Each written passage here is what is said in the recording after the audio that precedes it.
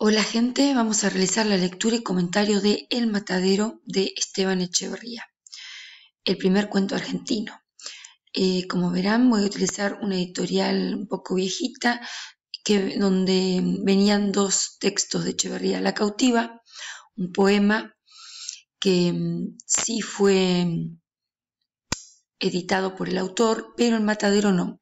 El Matadero fue publicado 20 años después de la muerte de Echeverría. Echeverría muere en 1851 y El Matadero sale a luz en 1871 en la revista del Río de la Plata, después de que un amigo del escritor encontrara el manuscrito entre los papeles de Echeverría.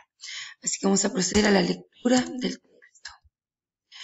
Dice: a pesar de que la mía es historia, no la empezaré por el arca de Noé y la genealogía de sus ascendientes, como acostumbraban a hacerlo los antiguos historiadores españoles de América, que deben ser nuestros prototipos. Tengo muchas razones para no seguir ese ejemplo, las que callo por no ser difuso. Entonces noten que empieza aclarando que lo que va a relatar es historia. Continúa y dice: diré solamente que los sucesos de mi narración pasaban por los años de Cristo de 1830 y no nos dice. Algunos investigadores sostienen que el texto puede ser de 1838, otros de 1839. ¿Por qué lo pueden suponer?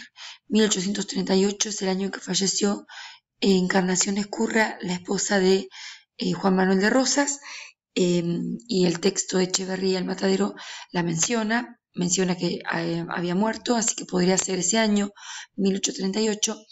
Otros dicen que 1839 porque fue el año que hubo una gran inundación en Buenos Aires, aunque siempre se inundaba, pero la inundación de 1839 fue muy llamativa, tal vez se refería a esa inundación. La cuestión es que estamos entre esos años, 1838 y 1839. Bien, y el texto nos deja la duda, Echeverría no lo termina de aclarar.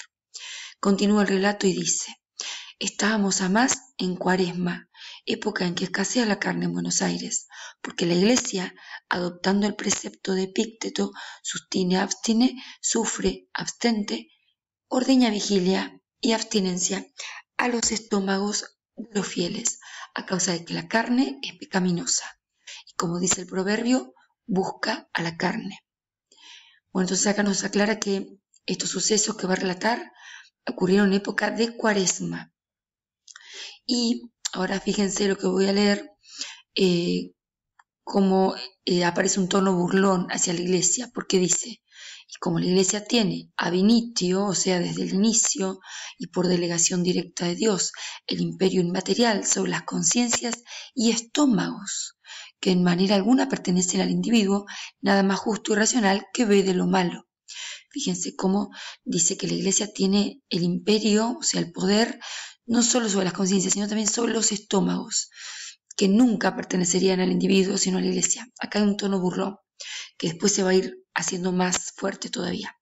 Continúa el relato diciendo: los abastecedores, por otra parte, buenos federales y por lo mismo buenos católicos, sabiendo que el pueblo de Buenos Aires atesora una docilidad singular para someterse a toda especie de mandamiento, es decir, que Buenos Aires tiene un pueblo que obedece, que respeta los mandamientos, que hace lo que le dicen, como que es muy subordinado.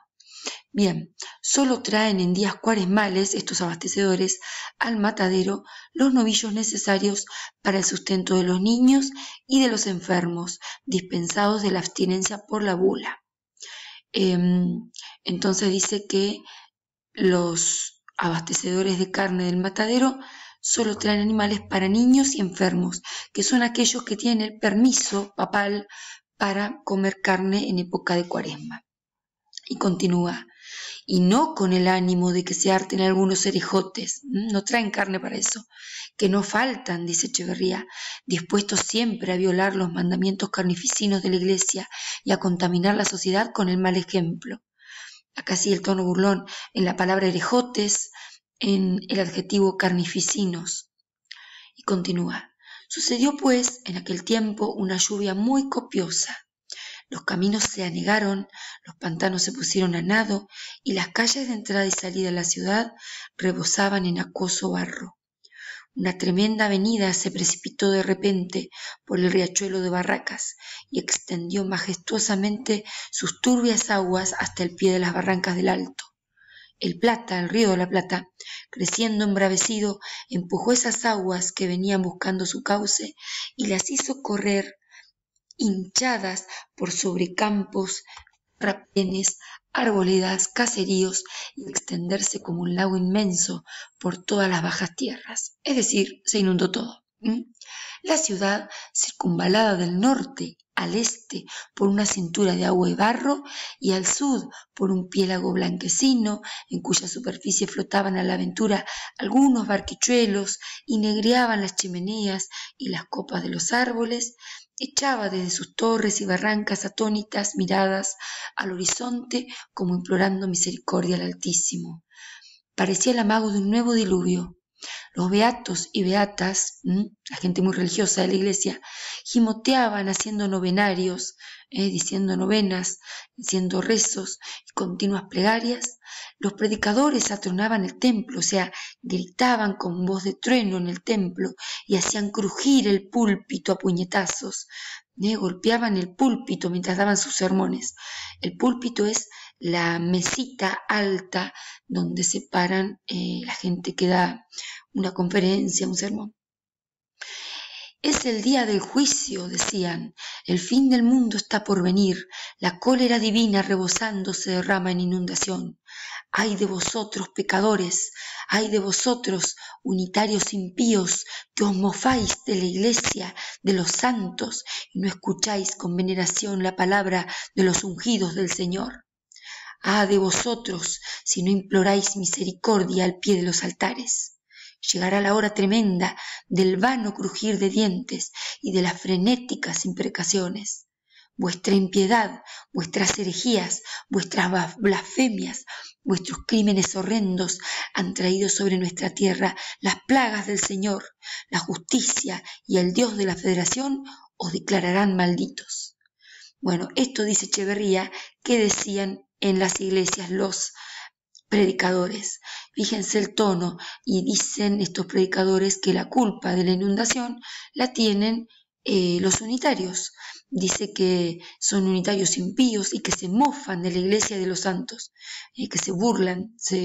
La verdad es que los unitarios, la mayoría eran ateos, así que puede ser por esto que le echaban la culpa de la inundación, como que era un castigo divino. Y después continúa el relato diciendo que las pobres mujeres salían sin aliento, anonadadas del templo, echando como era natural la culpa de aquella calamidad a los unitarios.